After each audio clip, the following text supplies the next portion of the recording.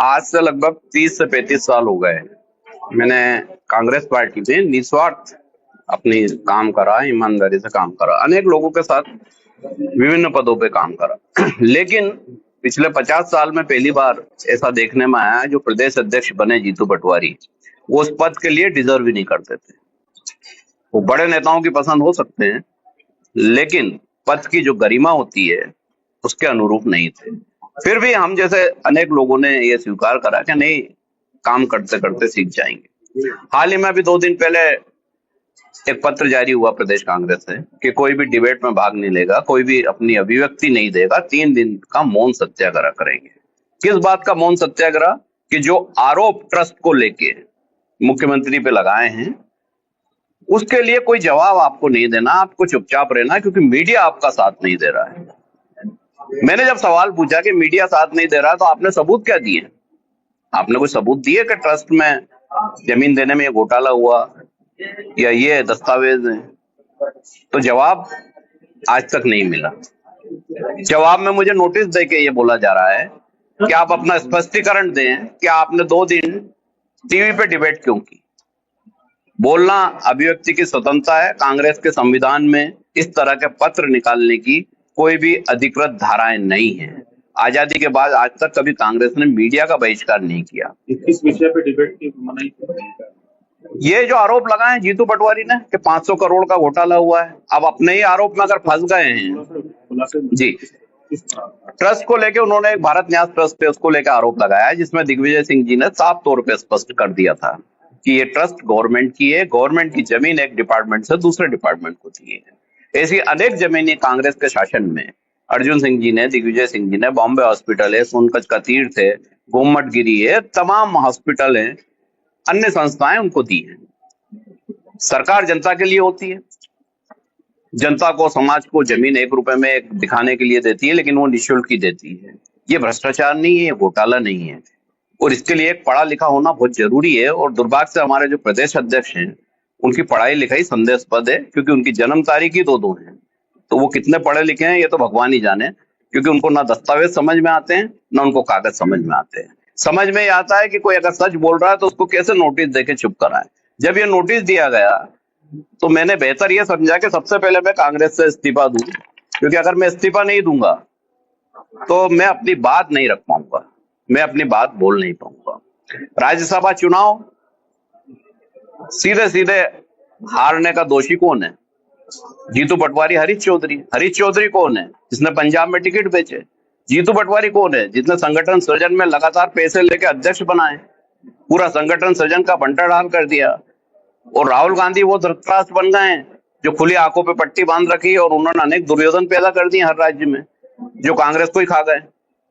जो कांग्रेस की हित बात करता है वो उस नेता को सबसे पहले खा जाते हैं। अब आपका राजनीतिक भविष्य क्या है? देखिए, राजनीतिक भविष्य तो बात की बात है। अभी तो मैं सिर्फ अपनी बात ये रख रहा हूँ कि जिस कांग्रेस को इतने समय हमने काम करा जनता के मुद्दों को लिया, आज वही कांग्रेस में नोटिस देके ये बोला जाता है कि आप जनता की बात नहीं उठाएंगे, आप कोई बात पे चुप रहेंगे, मीडिया का बहिष्कार करेंगे। तो अब आप ही बताइए, आप मीडिया से जुड़े लोग हैं, क्या मीडिया का बहिष्कार करना उचित था? क्या आप अपनी बात रखने तथ्यों सहित नहीं जा सकते थे? आपने जो आरोप दिल्ली जाके लगाए उसके एक भी दस्तावेज आप प्रस्तुत कर पाए? नहीं कर पाए तो आपको मुख्यमंत्री से माफी मांग लेना थी, मामला खत्म हो जाता।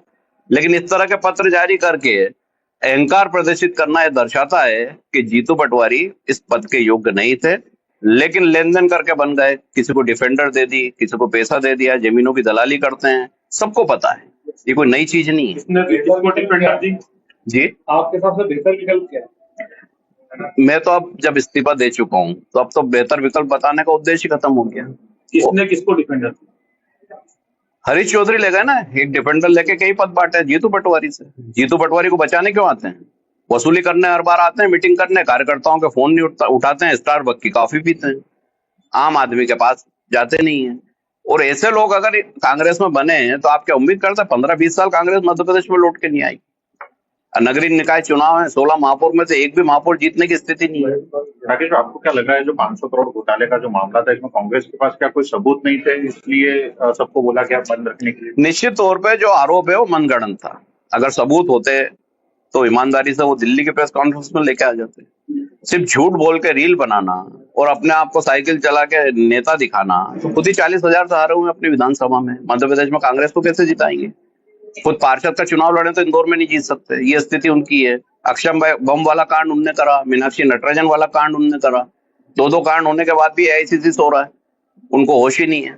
तो इसका एआईसीसी क्यों नहीं एक्शन लेता रहा?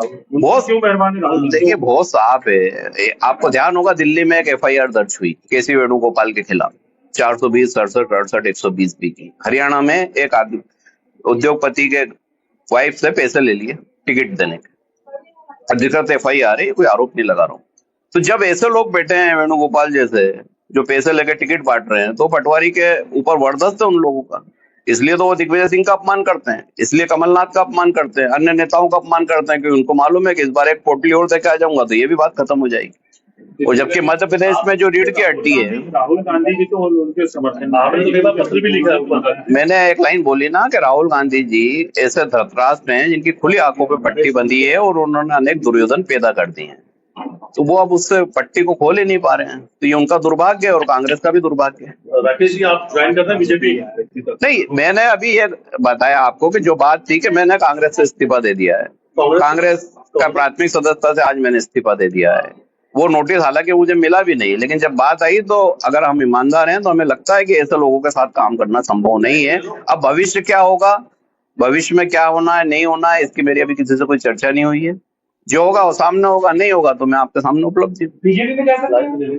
अभी मेरी किसी से कोई बात ही नहीं हुई, मैं अभी कोई बीजेपी आपसे आगे की चर्चा नहीं, अगर कोई बात होगी जब की बात है, लेकिन आज तो कुछ भी नहीं है। आप यादव महासभा के भी सदस्य रहे और मोहन यादव भी उसी बोर्ड में मेंबर है, तो क्या आपकी उनसे चर्चा हुई है? नहीं, मेरी कोई बात नहीं हुई और मेरे ख्याल से मेरी 15-20 साल से उनसे कभी कोई चर्चा नहीं हुई, मेरा कोई तालमेल भी नहीं है। यादव होना समाज के नाते है, वो अपनी जगह, लेकिन ऐसी कोई बात हो गई प्रेस कॉन्फ्रेंस नहीं हो रही है, सीधी सीधी प्रेस कॉन्फ्रेंस है। अब इसके बाद क्या होगा ये भविष्य में जो भी तय होगा वो तय करेंगे।